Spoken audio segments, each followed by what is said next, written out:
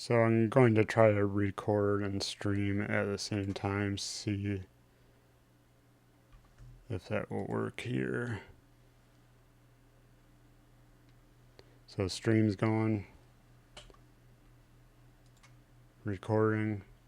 So what we have here is the database that I created for the remote server side. This is TAM3 that I'm working on here. And we're going to work on the client side API a little bit here. So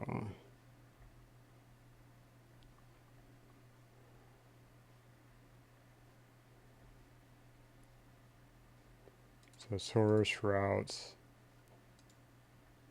API prefixes, so do new folder tickets.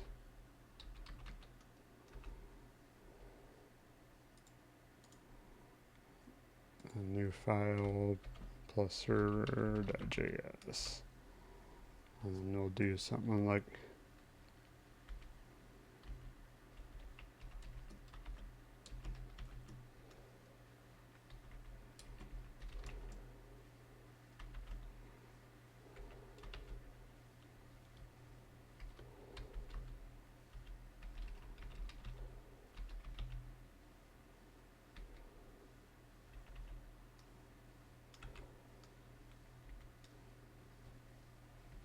if that's where it's actually coming from. I gotta do a little bit of a refresher on how this is set up. Yep, okay.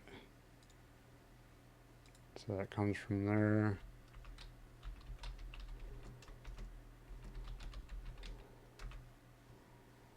Well, at least my import autocomplete is working.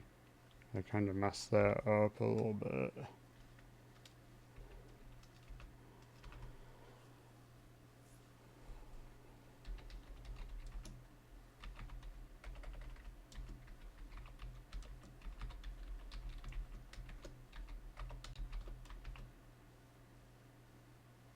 And we're going to destructure params and parameters for the function. Okay.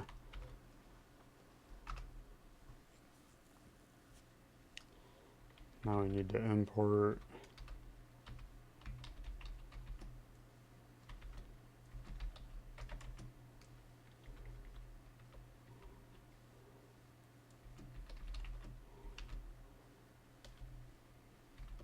env dynamic private.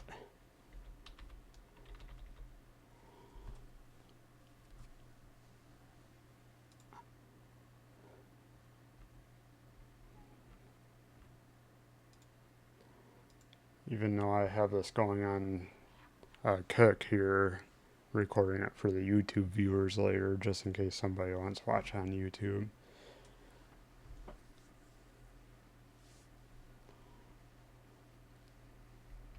Can I zoom in a little bit? That might be much, but make it a little bit easier for people to see.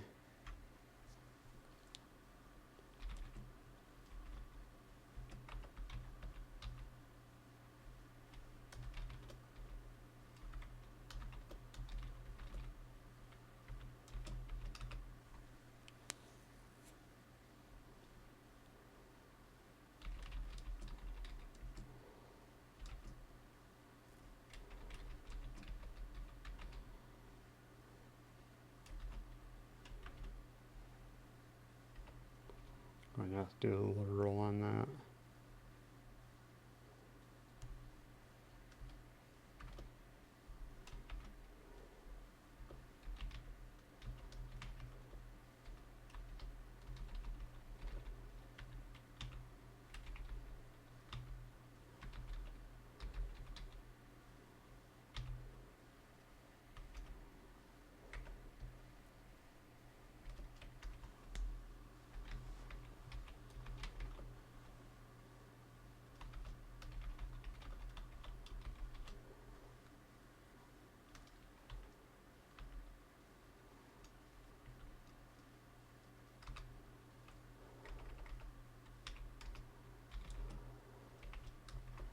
check if that's not okay. We will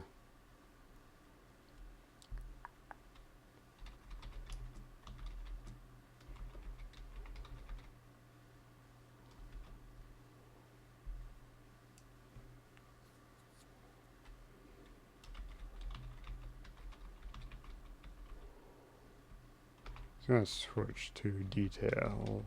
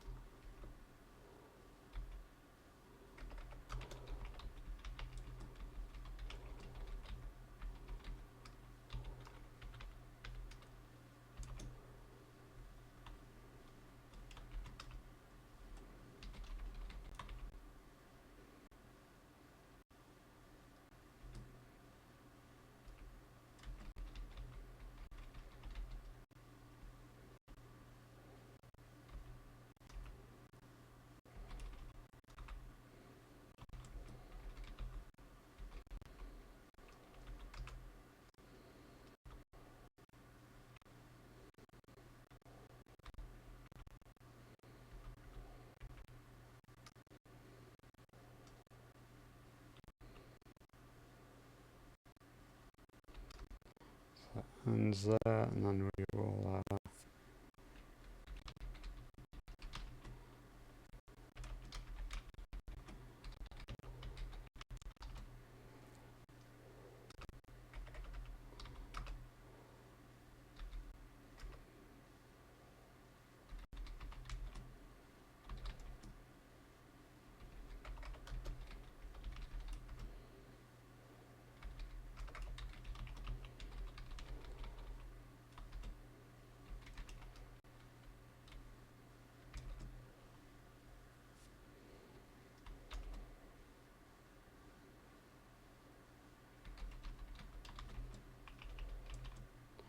200 status for okay.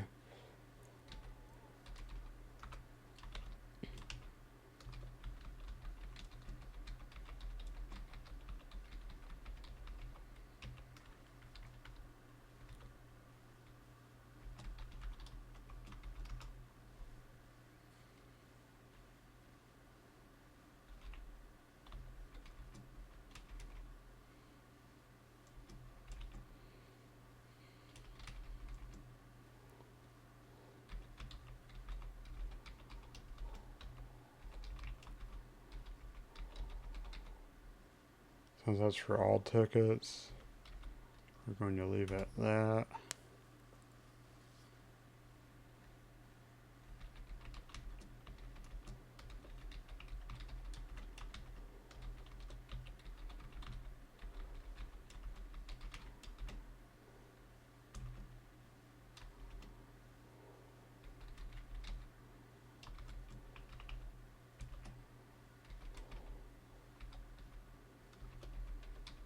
I use slightly different wording when it's working in local mode.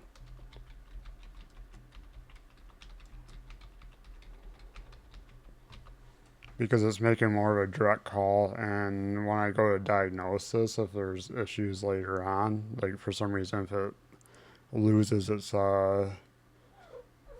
environment variables for some reason, or I forget to put them in, like I can tell by the difference in this wording what's happening, that it's actually getting stuff locally instead of from a remote server like I want it to. So I'm programming this in a way so that it can work in either mode. So you can either use it locally or you can use it remotely. But even if you use it remotely, it'll still keep a local database. So anything you post to the database will also post to the local file. And the reason why I'm doing that way is because then you have a constant backup on each client. So if you're running this thing and you have multiple clients, I typically, when I run this for Theme Basket Auction, I still gotta upload the one video showing the rig that I use for Theme Basket Auction. Is so that if something happens to the remote server and I have to bring up another remote server during the basis of the event, then I can actually just go to each client and then just post the tickets to the server again from each client.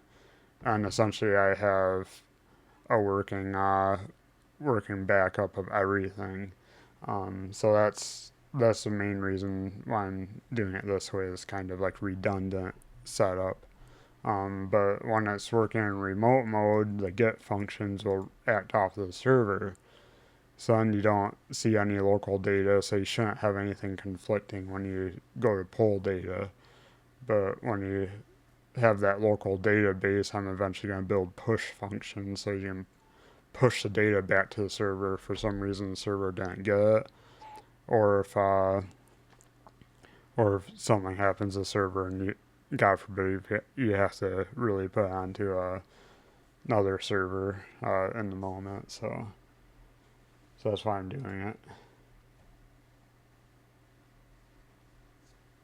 Don't know if you should put semicolons after return functions, but I don't know. I'm not a JavaScript guy. I just taught myself JavaScript very recently. uh,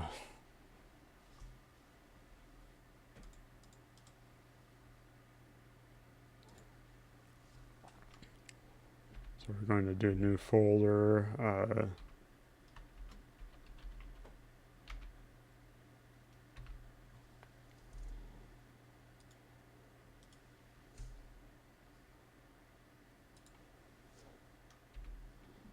And then another new folder, T2.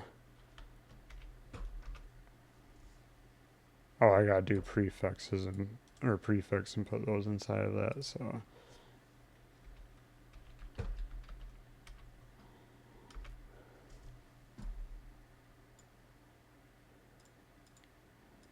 and I'll do the server.js inside of that.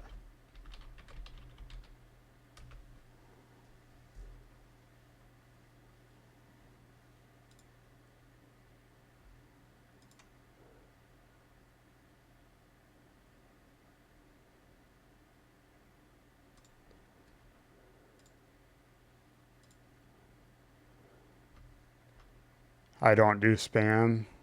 If you're going to advertise, or actually don't advertise to me, not interested. Uh, I have standards.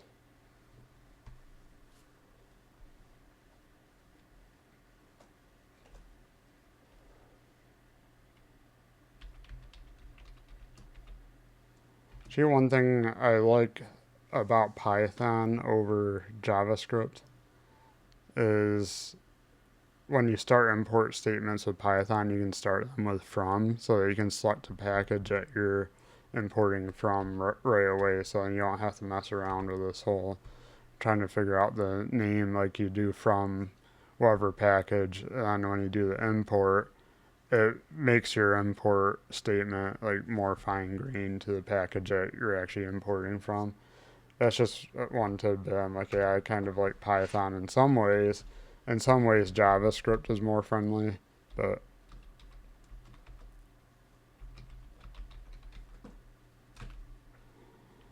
um,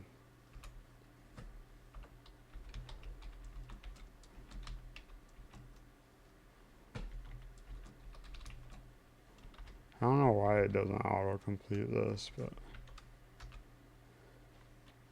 the reason why I'm doing dynamic is I want after I dockerize this thing, I want it to be able to be changed in the environment variables for the Docker Compose file.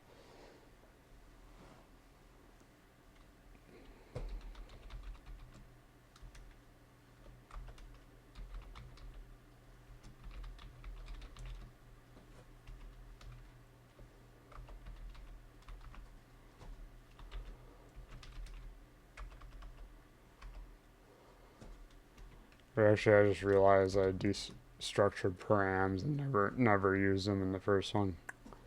Should have thought about that because I didn't have any square brackets in the path.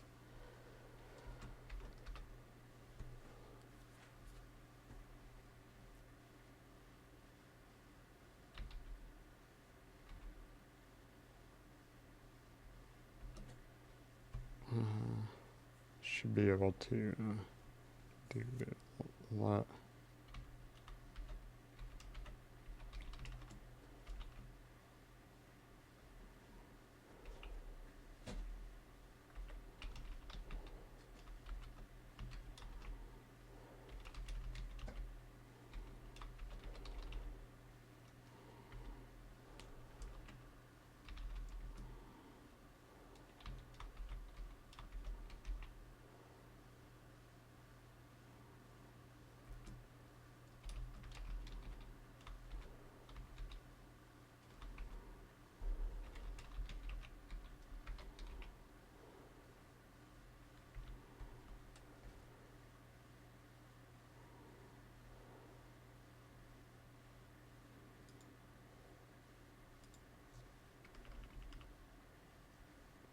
Is that syntactically correct in JavaScript? Who knows? I might just botch that. So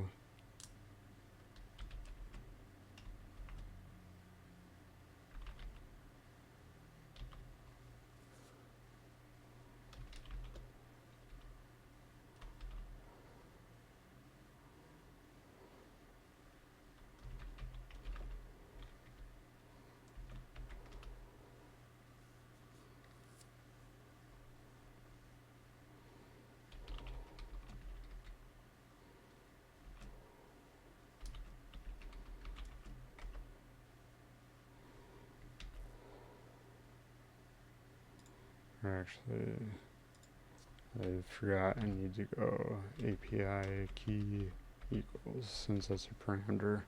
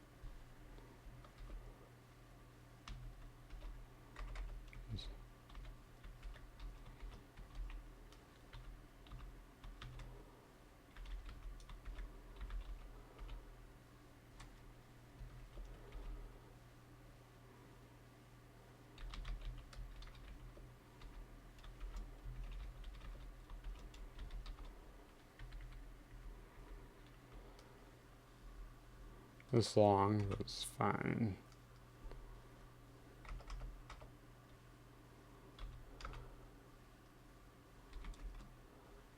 And I have to do a wait. Keep forgetting that. Remember it for the last one, didn't I, though? Yeah, but wait, oh wait, okay. Yep.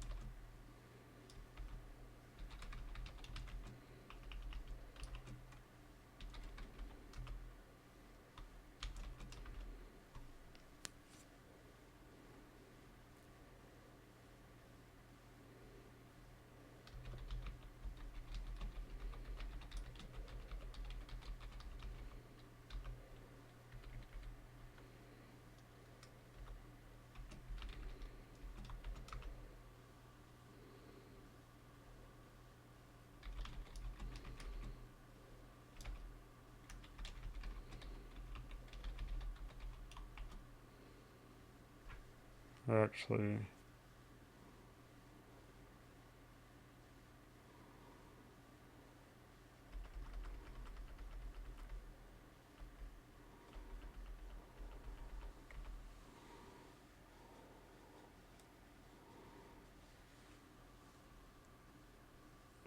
yeah, I forgot we gotta do a dictionary, so.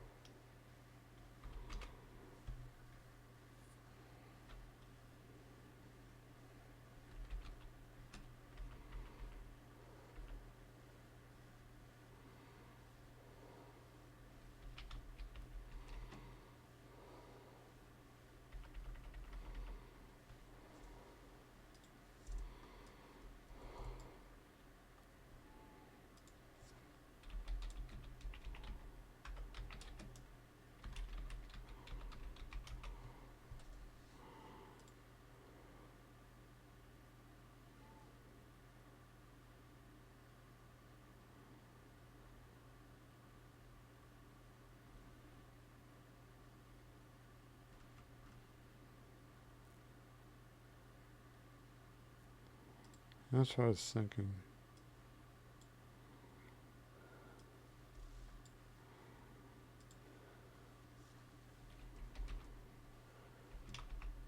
Okay.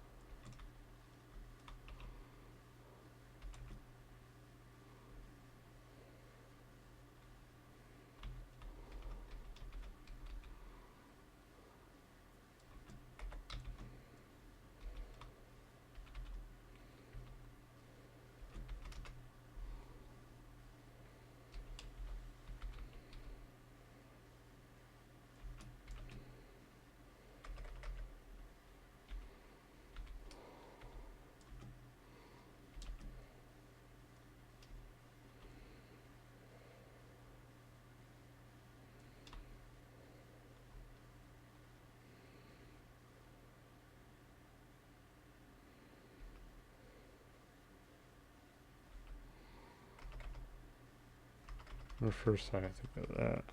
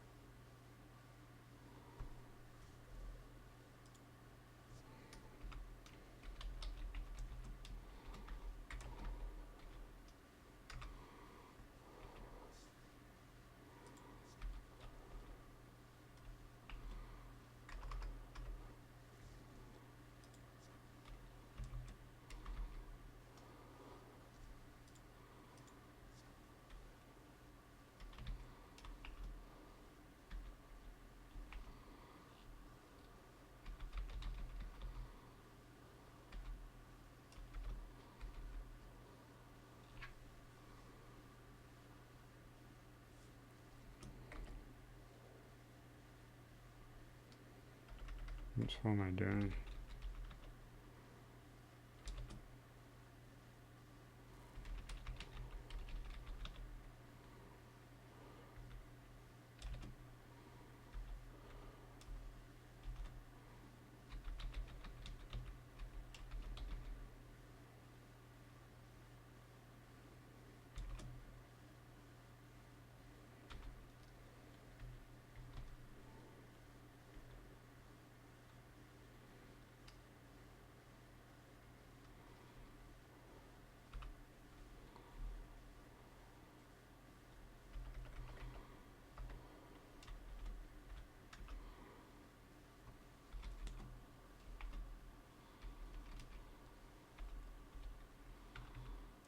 Probably not the most efficient way to do it, but I'll figure out some more performant way to do it if there is one later on. I just want to get this thing working for now.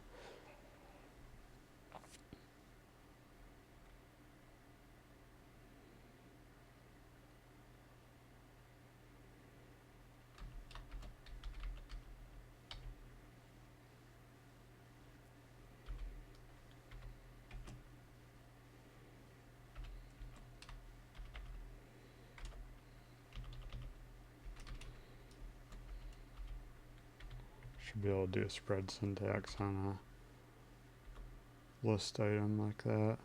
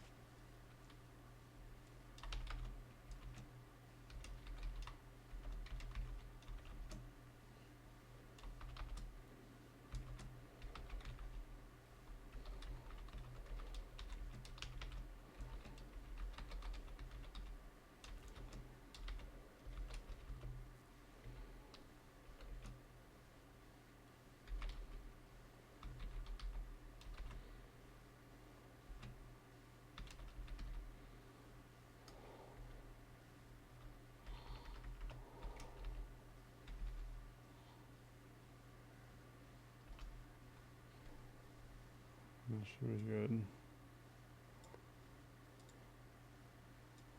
So that will set that up.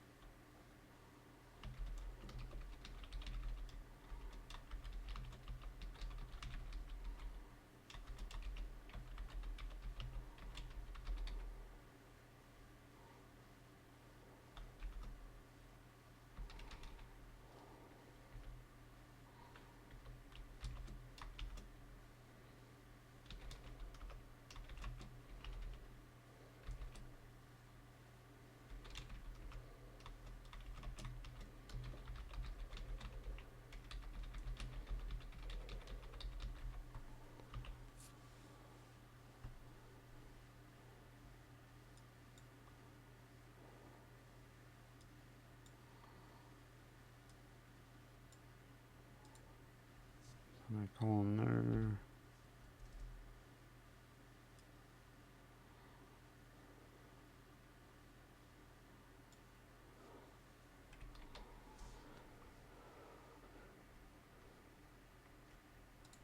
I did the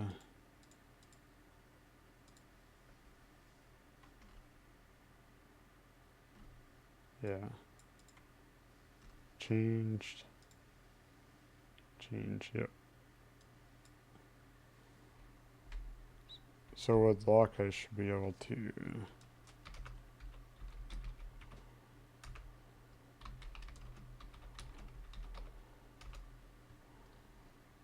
watch I mess something up and it won't.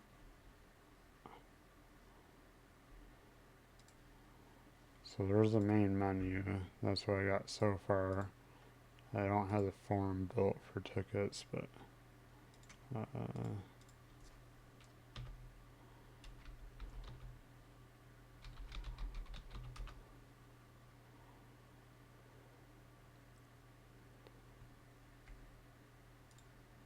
so that appears to be working.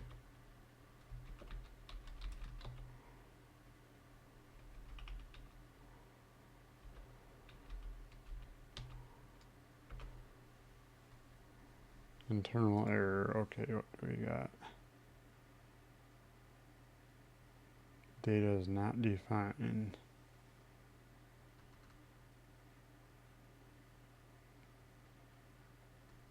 It's 25. Oh.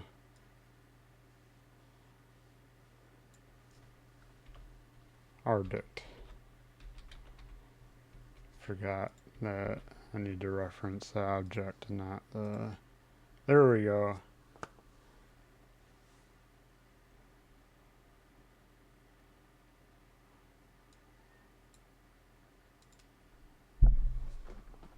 Herding cat.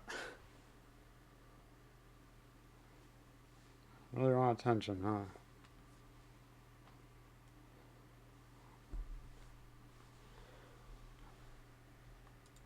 And could be formatted better, but I think it's all inline, so here Firefox is just...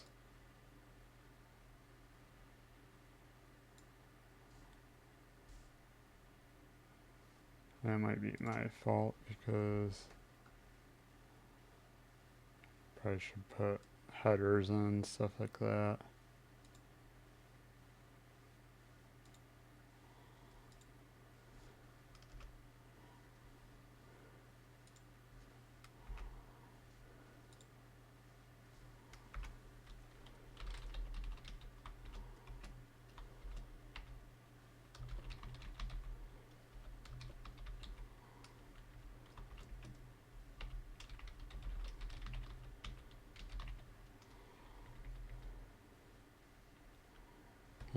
I don't like that better.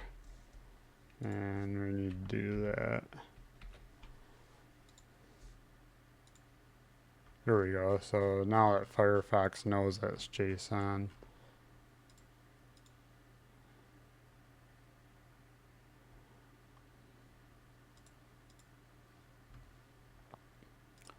Looks better.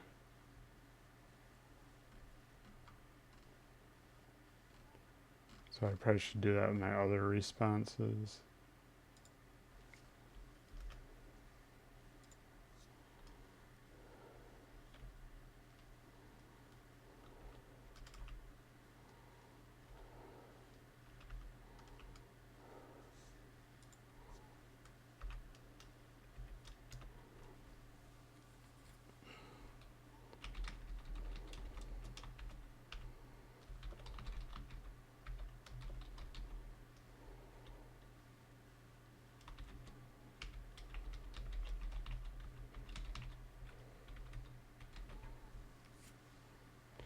So I'm not testing the remote yet because I'm pretty positive it'll work. But I'm like, yeah, we'll test that later.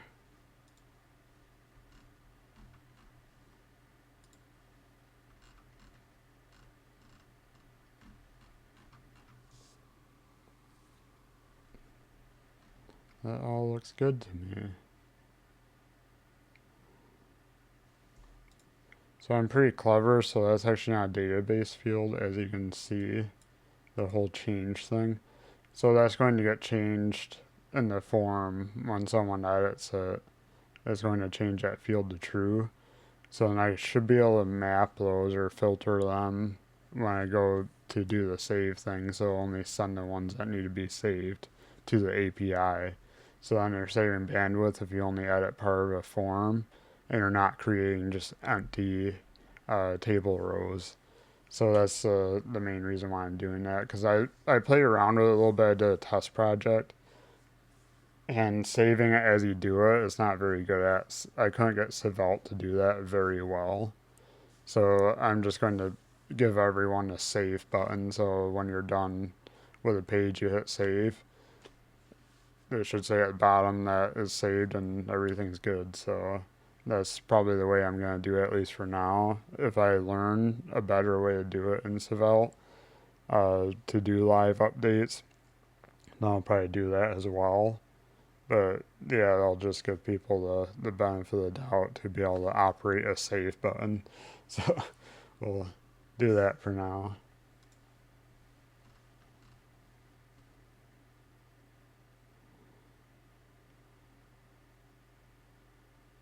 Yeah, it's getting a little bit late, so I might cut it off for now, but I think I'm in a good spot here, so I might push this for the nightly, and see you guys in the next stream.